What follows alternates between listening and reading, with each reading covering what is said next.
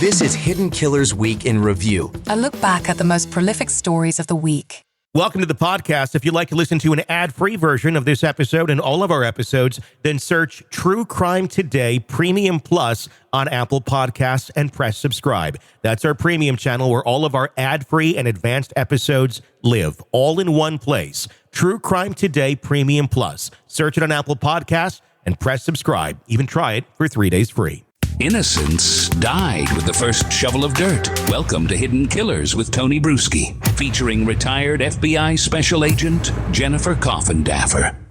The trial of Richard Allen continues on in Delphi, Indiana. Is he the man who killed those two little girls, Abby Williams and Libby German, back in 2017 near the Monon High Bridge, where everybody likes to walk out in that part of the country? We've heard a lot of very interesting testimony, including confessions from Richard Allen.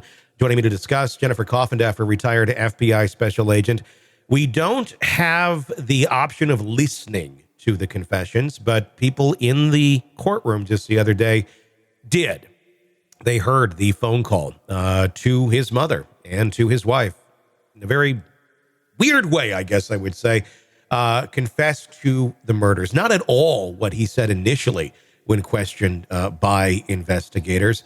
But after, I'm going to call it what it is, torture in the solitary confinement, after torture, mocking and stuff by guards, things that really should not be going on in a U.S. prison, but have, he finally said, I did it, but is there any weight to the credibility of that? Jennifer, what's your thoughts on where this is at right now? Well, I feel like I'm on a teeter-totter, and it's not moving. We're kind of stuck in the middle. Down, it's not moving up. Yeah. And it's interesting because almost nothing has changed really since even before trial. No. I mean, here we have, what is the evidence against Richard Allen? He said he's there. Well, we've known that since 2017.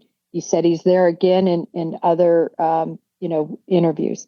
So we know he's there. Mm-hmm. But he's not there at the crime scene. He's there at the Monon High Bridge, which is not where those girls were murdered. Yeah. So there's a differentiation, but certainly he was there. The car, there's been a PT Cruiser described. There's been a smart car described. There's been an SUV described. He had a Ford Focus, I believe. Mm-hmm. So his car was never identified as being there. As far as eyewitness identification regarding him exactly, there are more eyewitness. In other words, no one can say Richard Allen. Yeah. The descriptions are just all over the board, just like the two photos that we saw initially, and just like the fact nobody can seem to say whether the guy on video is Richard Allen or someone else. It's kind of the eye of the beholder. Yeah. Some people see and say, yes, I remember years ago when they said a specialist came in and said, he's 6 foot to 6'1". Now we're seeing specialists say 5'6". And then you notice nothing was brought in about those details because it's just not a science. Yeah. Regarding that video.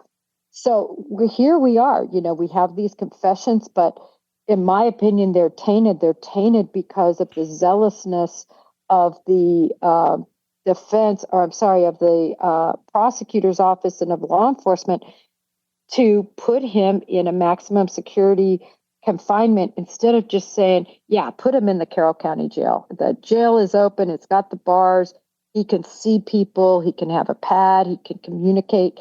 If he would have said that under less horrible circumstances and conditions, I would be much more inclined to believe what he said. Also, they're all over the place. Even the early ones now we're seeing where we understand now a lot more of, wiping feces on the wall, drinking or washing his face in toilet water, banging his head against the wall. Some people say it's for show.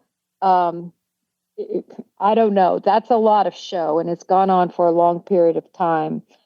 We also know now he was drugged involuntarily, to get him under control. that's just a lot to trust what comes out of somebody's mouth in that circumstance. Well, I mean, if we just break this down for a moment and take the crime out of it, take just a random person, put them in solitary confinement for a year, subject them to everything that you just listed, and then would you believe anything that person says? You know, you know, it's truly just the most. I mean, if people can picture the cells, just the size of those cells, I think they said very specifically.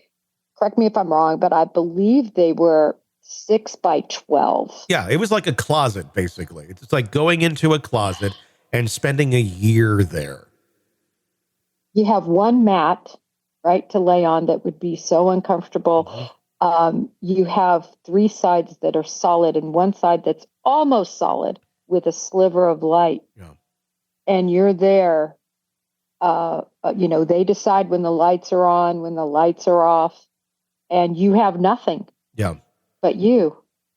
I think certainly conditions like that can lead to madness.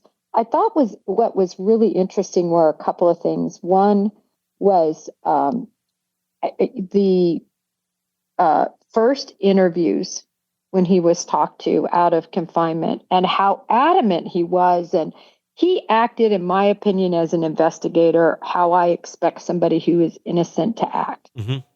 They're usually very defiant. They're angry. They're, go ahead and look. You're not going to find anything, and so a lot of his, and again, unfortunately, we didn't get to see the interrogation. Recall that the interviews that were conducted during this time were all copied over.